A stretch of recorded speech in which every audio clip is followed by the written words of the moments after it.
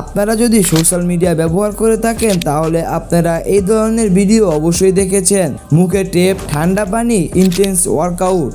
আজকাল এই trend follow করে সবাই ভিডিও বানিয়ে তাদের সোশ্যাল মিডিয়া প্ল্যাটফর্মে আপলোড করছে। কিন্তু এই ট্রেন্ড কে শুরু করেছে সেটা কি জানেন? তার নাম অ্যাস্টন হল। তিনি একজন আমেরিকান ফিটনেস ইনফ্লুয়েন্সার। তিনি বর্তমানে আমেরিকার ফ্লোরিডায় বসবাস করছেন।